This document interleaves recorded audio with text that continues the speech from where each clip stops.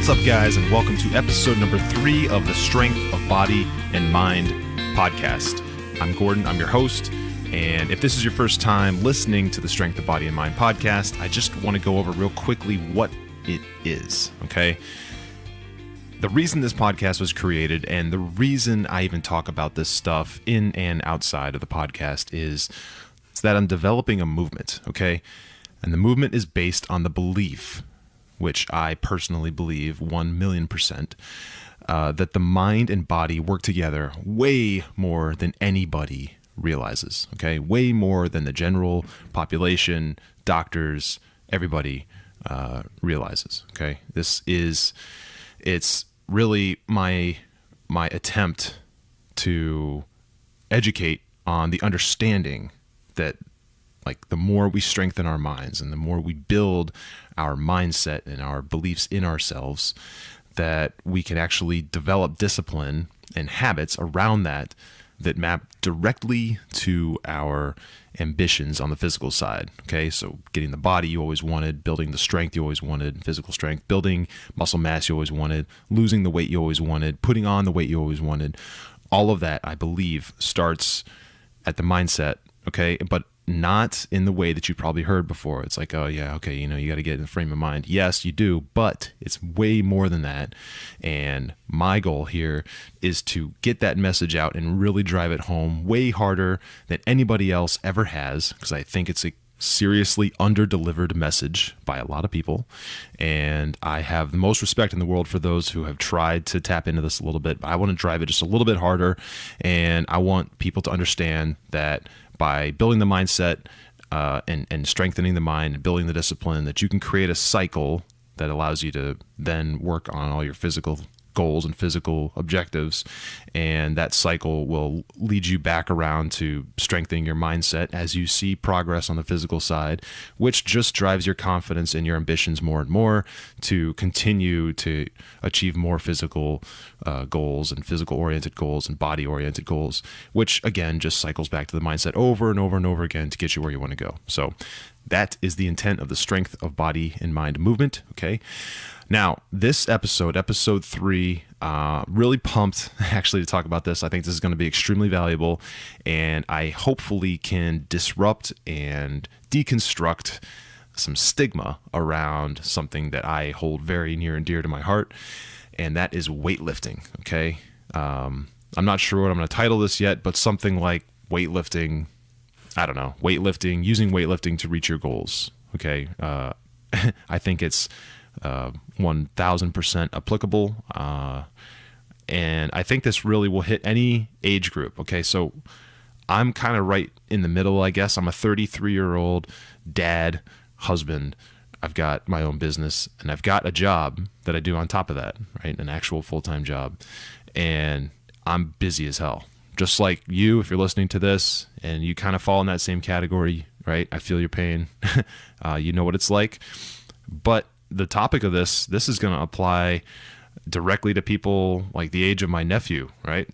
18, 19 years old, all the way to my father's age, right? The 60s. So anyways, before I get into the real meat of this podcast, if you are experienced with weightlifting and you've been doing it multiple times a week for several years, you probably already know some of this stuff. You've already seen some of the results that weightlifting can give you. You have built some sort of muscle.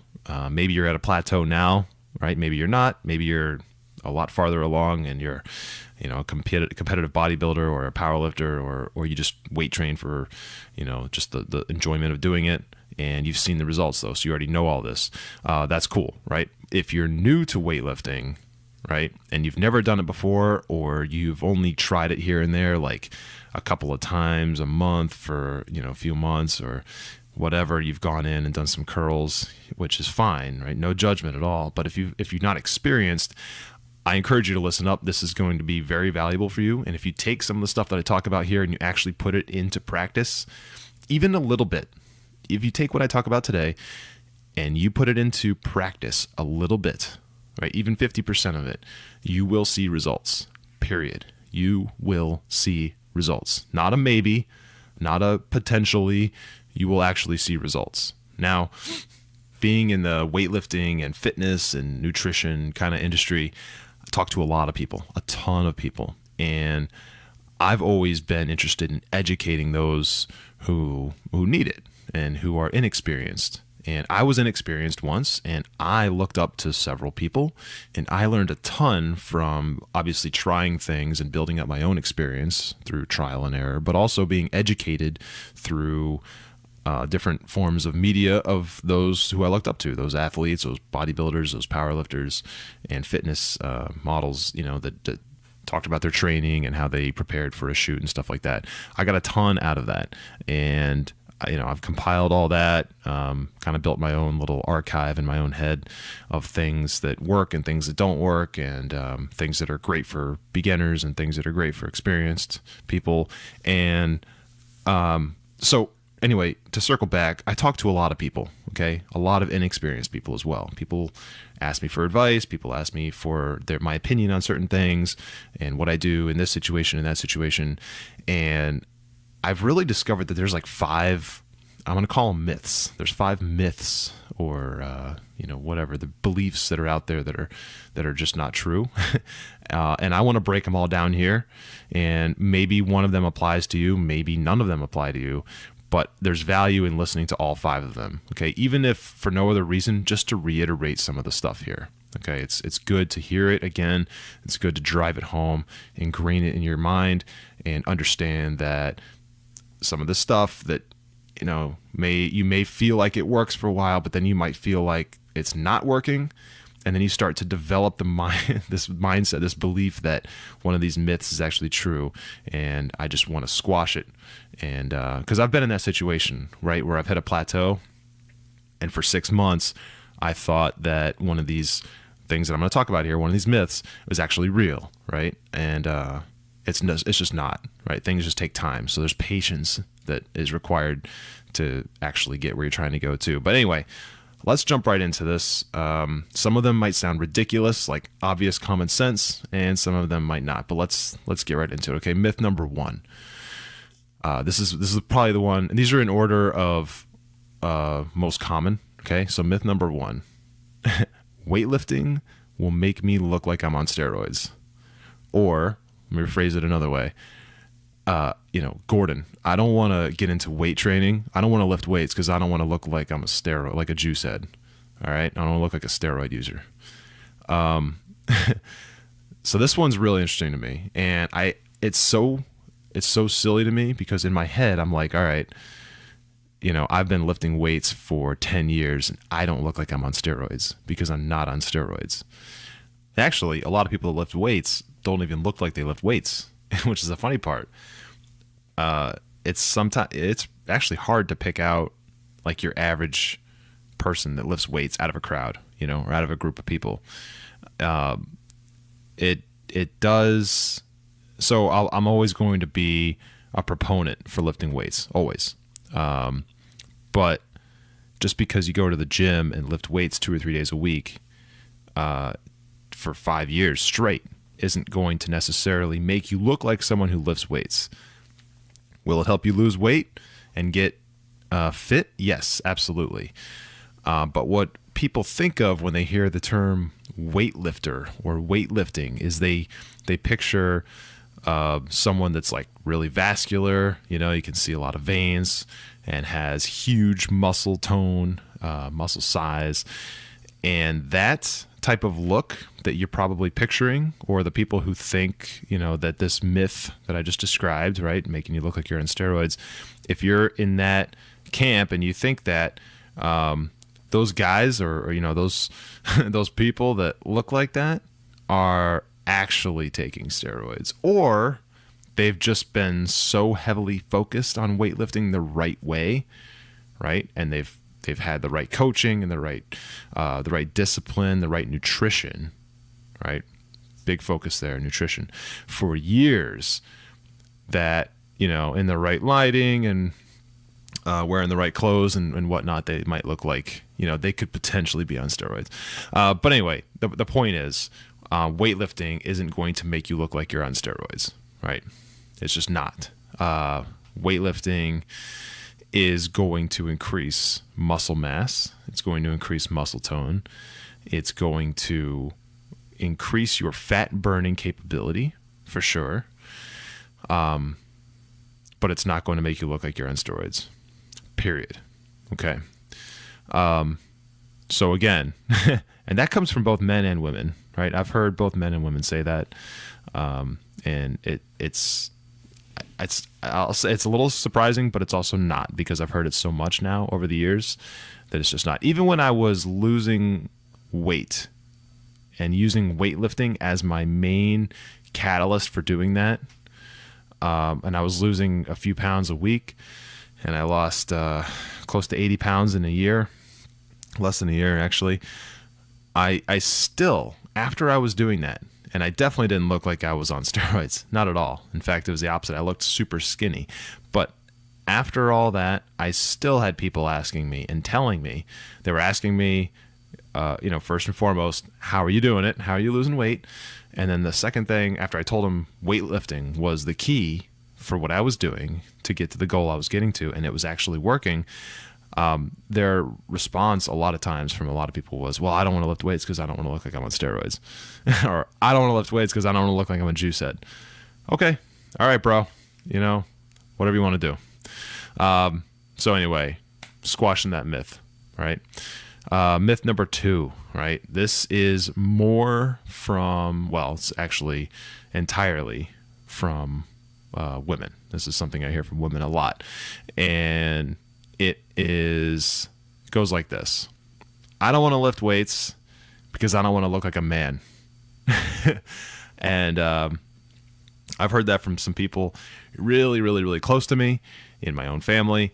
And I've heard that from people just that I meet at different fitness gatherings of sorts, gyms, expos, whatever. When you're in the space, you talk to a lot of people. I already mentioned that. And this comes up a lot, especially and almost entirely from women who are new to working out. They don't understand, and this isn't really a judgment on them either. It's just lack of experience, like most of this stuff.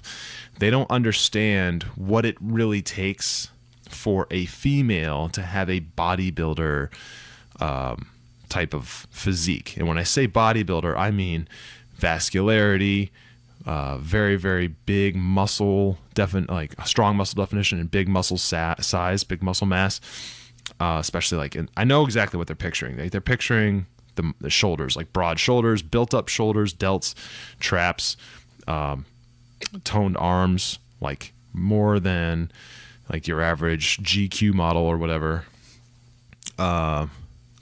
Built up legs, like quads and hamstrings, definition there.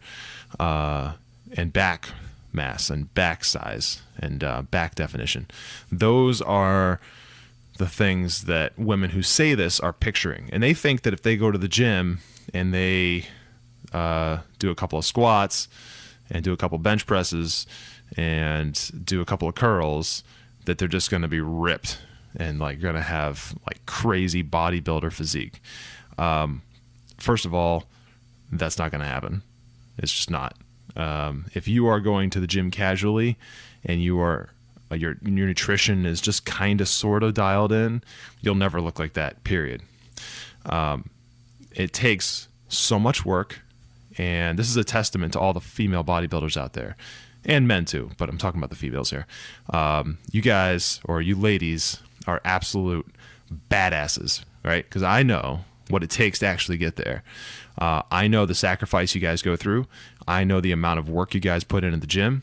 I know the amount of mental, like the struggles that you guys endure mentally day in and day out just to get there is like ridiculous.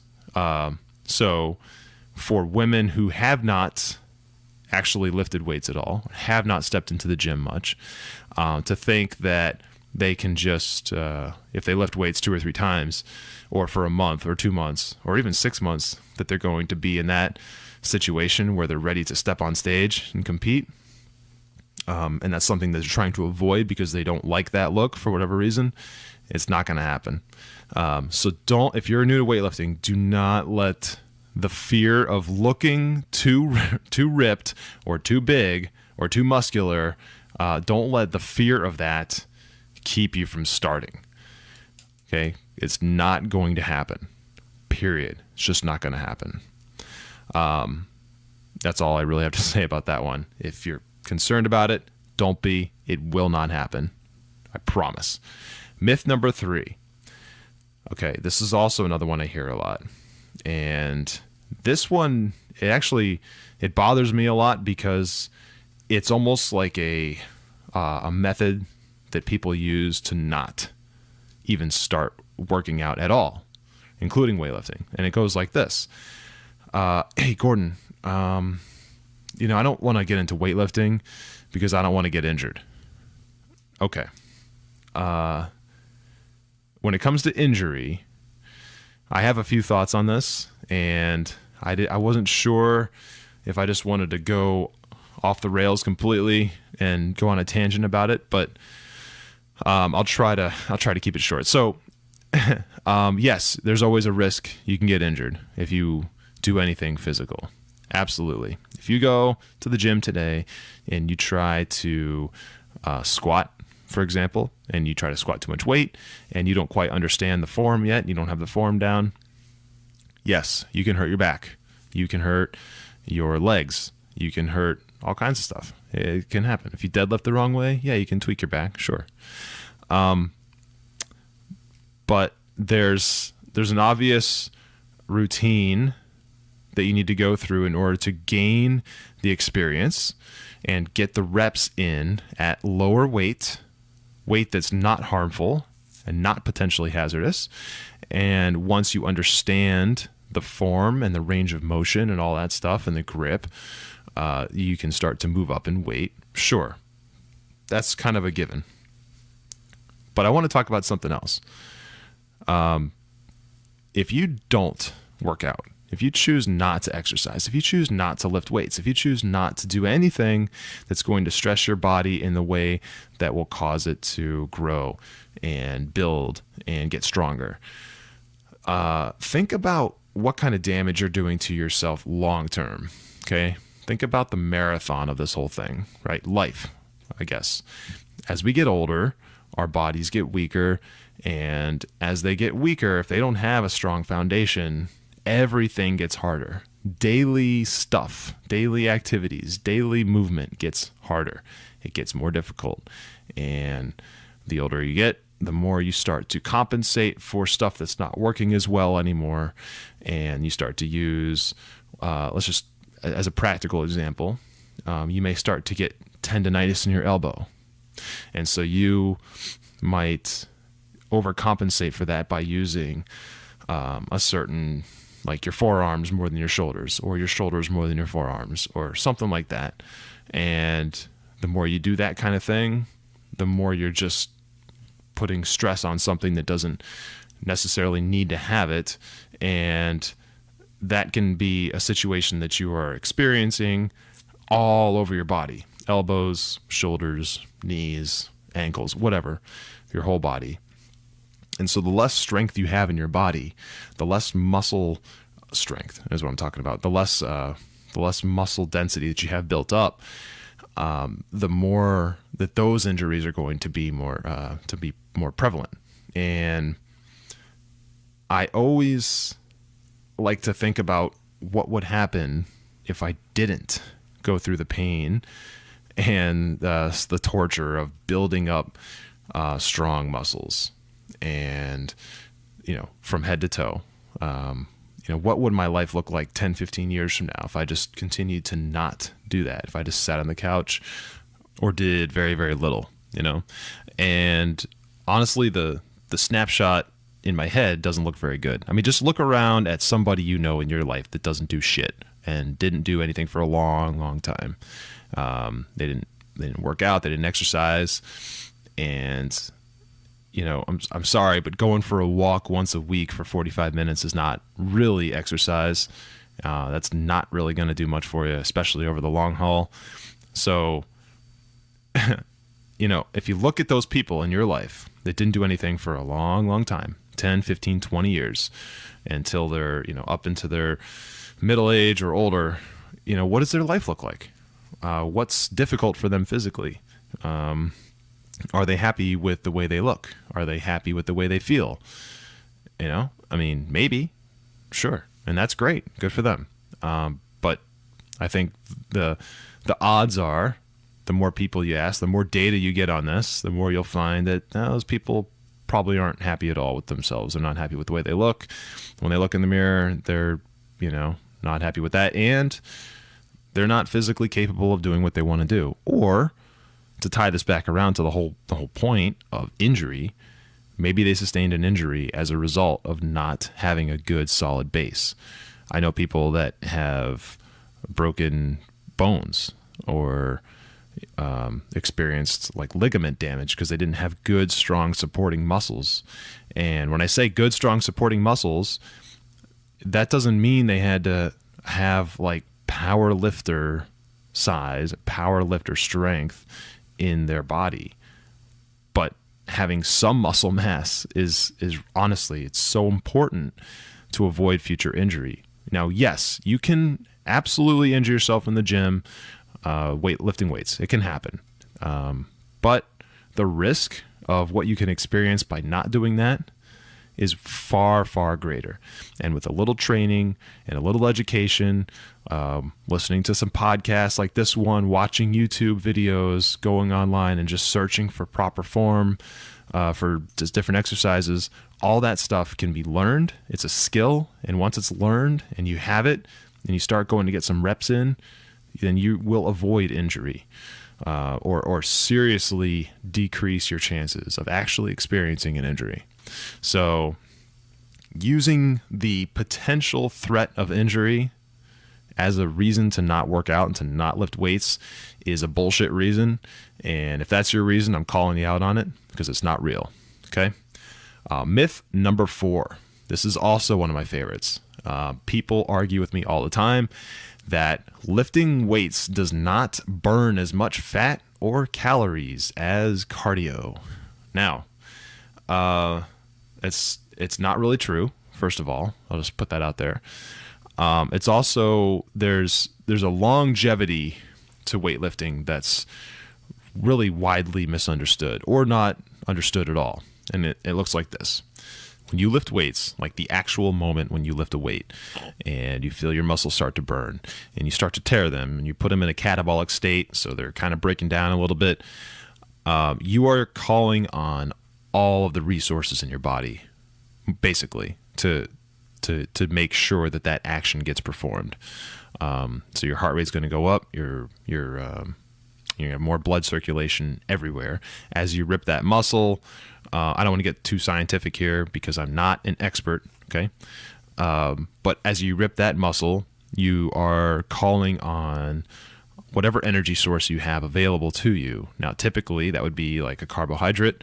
Okay. But depending on whether you're in some sort of ketosis or whether, depending on what your diet is, right? You might also be doing like intermittent fasting or something. So you might be calling on whatever like fat you might have stored up as energy, but you're calling on that energy. So you're going to start to burn fat at the moment that you are performing the exercise. But also, let's say you're doing, I don't know, chest, right? You're working out your chest, you're doing bench press, stuff like that. In order to do a bench press, which is a pushing exercise, you're also using all kinds of muscle groups in your arms, and you're using muscle groups in your shoulders, and actually you're using muscle groups in your whole upper body because you're tightening your core in order to perform the lift. And by calling on all those supplementary, like some of them are accessory, some of them are primary, but you're calling on all those different muscle groups to help, that is causing all of them to stress and strain. And so they are also burning calories and burning fat just by supporting the core primary muscle group that you're working. In this case would be your chest, right? And there's resources that are going to be needed to keep them fueled as well. Okay, so think about it like this. You do a bench press, you're going to tear all the muscle fibers in your chest, your pecs, okay? Whether you're male or female, they all works the same. And all the supporting muscles are not taking as much strain but they're there to support, and they are under strain as you are pushing the weight away from you as you're going through the push. So your triceps, your forearms, your delts, your traps to a lesser extent, your core, right? So your abs, and even your lats a little bit, your back, all of it together plays a role to keep stabilized and everything. And there's going to be a rush of resources to all of those, and in order to do that, there's going to be a huge surge of burning of energy that you have stored up. So again, that could be carbs, that could be sugar, it could be fat, and that's the nutritional component. We'll talk about that later, but in order to do that, there's a ton of energy that's needed to do it, and that energy that's being used, that all that translates to is fat loss and burning of calories. Okay. Here's the other thing. When you go into that catabolic state, after you tear those muscles, after you perform that lift, and you start to, let's just say you go and you take in some protein or whatever, the act of rebuilding that muscle group, right, reconnecting those fibers and putting it all back together, that's your anabolic state. All of that takes energy too. So once you start lifting, and you go through an exercising period of like an hour of lifting weights, and you're done, well, your body continues to burn at a very rapid rate for a long time, like hours. That doesn't really happen as much with cardio. Cardio is a little bit different. So, I don't want to really get too deep into what cardio is capable of doing and not capable of doing. Of course, you can lose weight doing cardio. You don't really build any long-term sort of fat loss and weight loss, like pillars, if you will, doing cardio like you would with weightlifting. The more muscle mass you have on your body, the more daily calorie burning you're going to do. It's just the way it is. You have more muscles, and they require their own, their required nutrients just to sustain. So even if you did nothing, your muscles are going to try to sustain as long as they can. Of course, they will decrease over time if they're not getting worked, but just to try and keep that muscle mass on, your body is going to burn a lot of calories. When you're doing cardio, you're getting a huge spike of calorie burning and fat loss at that time, but it's pretty much over as soon as you're done moving. It doesn't carry on through the day. You'll get a surge of energy, and you'll get a little bit of additional calorie burning throughout the day. It'll be slightly elevated, but not the same way that weightlifting is. So I want to completely destroy, for anyone who's listening, the myth that weightlifting does not burn as much fat or as many calories as cardio, because that's absolutely false. And I encourage everyone to try that out and put the two side by side to the test, for 3 months or 4 weeks or some sort of, do your own test, where you do like 4 weeks of just cardio, and then you do 4 weeks of just weightlifting, and see which one does more. Now, personally, I recommend everybody does both, but that's kind of like a next level kind of thing. So if you're new to it, and you're not sure, maybe I should do more cardio, maybe I should do more weightlifting. I love both. I really think everybody should do both, but weightlifting is going to get you more results than just cardio by itself, just the way it is. And weightlifting can be a cardio thing too, by the way. You can do weightlifting at low weights, high reps, in a sort of almost like a HIIT sort of strategy, or a HIIT type of tempo, high intensity interval training. CrossFitters do this a lot. You can lift weights fast and get in a lot of reps and get your heart rate really going and get a good sweat going while lifting weights at the same time. So, again, we'll get into that later too, but there's a way to do both at the same time, or, you can stack them both, do like a heavy weightlifting session and a cardio session at the same, in the same day, or in the same routine, if you will. But either way, weightlifting does burn a tremendous amount of fat and a tremendous amount of calories. So I encourage everybody to try it out. Okay, myth number 5. This is the last one. And there's more too, but this is the last one I'm going to cover today. And it goes like this. Gordon, I'm going to need a personal trainer to start weightlifting, and I don't want to pay for one. Okay, you don't need a personal trainer to start weightlifting. I've touched on this a little bit today, and I just want to kind of revisit it. There's tons and tons and tons and tons of free information on YouTube, fitness blogs. You can find stuff here on this podcast. There's other podcasts. There's tons of information by a ton of great fitness and nutrition professionals out there that just put out a bunch of content. It's all out there. Everything you need is out there. And you don't need a personal trainer. A personal trainer is great for keeping you on track. Coaches, I think coaches in every field, right? Not just fitness and nutrition, but every field are great to have if you can afford them, right? They not only do they keep you accountable, but there's something that's very powerful about someone who's helping you see your progress, helping you see the things that you haven't done correctly, helping you see the things that you've done really well that you can expand on and continue to develop on. There's a lot of magic there. So yes, they're great to have. No, you don't need one. You can go to the gym today and put your headphones in and just mimic the stuff that you watched on YouTube at low weight until you figure it out, and just track your own progress in a notebook, right? All that stuff is low cost, in some cases zero, and it's going to be huge. You don't need a personal trainer. So let me just do a quick recap here of these 5 myths that I think are bullshit. And if they are reasons that you're not going to the gym, I encourage you to rethink them, because you have the ability to, honestly, to get in there and do the things you want to do, get the body you want to get, achieve the level of health that you've wanted for however long. Anyway, number 1, weightlifting will make you look like you're on steroids. It's not true. If you lift every day for a year, you're still not going to look like you're on steroids. Don't let this be the reason that you decide to cut out weightlifting altogether. Myth number 2. This is for the women. This is for the ladies. Lifting weights will make me look like a man. Also not true.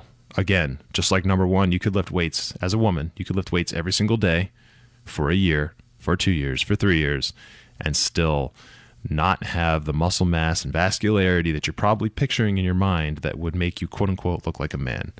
Do not let this be a reason that you don't lift weights. Myth number 3. Weightlifting is going to cause me to become injured. Okay. Again, yes, doing anything can cause you to get injured. I can't say that weightlifting won't injure you. But it's not going to injure you, right? I can't say it, but I'm going to say it anyway. You're not going to get injured. You take it slow. You use low weight until you figure out the form, you figure out the range of motion, and you do it all the right way. You can find all that information for free online. And also, I encourage you to think about what would happen over 10, 15, 20 years if you decided not to exercise because you were too scared to do that for fear of being injured. All right? It's a bad reason not to start. It's a bad reason. Go to the gym if you're curious, but you're concerned about injuring yourself. Go to the gym and just do all exercises with an empty bar, right? Or, better yet, grab a PVC pipe from Home Depot or something. They're like $4 and they weigh like, I don't know, a quarter of a pound or half a pound, and just do the exercises that you see online, like all the main ones, deadlifts, squats, bench press, all that stuff. Try with a PVC pipe.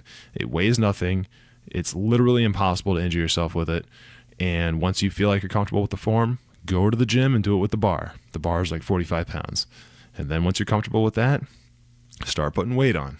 You don't need to go straight to 225 pounds just because you see people do it in the CrossFit games. All right, you can start slow. You will not get injured. Myth number 4, weightlifting doesn't burn as much fat or as many calories as cardio. Also not true. Again, weightlifting continues to burn way more over time because you're building muscle mass. And as you build muscle mass, your body has to funnel a lot of its resources to sustain that muscle mass, or at least try to sustain that muscle mass. And the act of doing that will burn calories. It'll burn fat. It'll burn your carbs that you ingest at a way higher rate than just doing cardio. I promise. And myth number 5, I need a personal trainer in order to start weightlifting. Also not true. Your personal trainer can be YouTube, it can be Google, it can be any of the blogs that you look at online, it can be this podcast, it can be me, it can be any one that you use that's free, that provides content that can feed into your workout routine and your education on the subject. Okay. And there's millions of them online. So you do not need a personal trainer. Are they great? Absolutely. Do you need one? Absolutely not. Okay. So I was going to take the end of this episode and dive into what I think is a awesome beginner routine for people who are just getting started in the gym, just getting started exercising, just getting started working out and not really sure where to start. And, there's tons of information out there. You just do a quick Google search, you can find tons of information. Maybe you're digging the vibe here on this podcast. Maybe you're kind of, you like my story a little bit or something. I don't know, but I have a lot of great insight that I think would be awesome for beginners, and I've seen it work before, but I'm going to push all that out to another episode. So if you are that person that's interested in getting started and you're not sure kind of where to start, or you want some pointers or some tips from someone who's been there, done that, listen up. It's going to be coming up on an upcoming episode. Or also, if you have someone in your life, a friend, family member, or whatever, that's interested in getting started working out and has some goals that they want to achieve, just kind of direct them towards the podcast and have them stay tuned for that episode. It's coming up real soon. So again, guys, thank you so much for checking this out. If you like the podcast, please leave me a review on iTunes. Subscribe if you really love it. That means the world to me, honestly. And I have so much to say on these subjects, and I feel like I can bring a lot to you. So anyways, one more time, thank you so much, and I will check you guys in the next episode. Peace.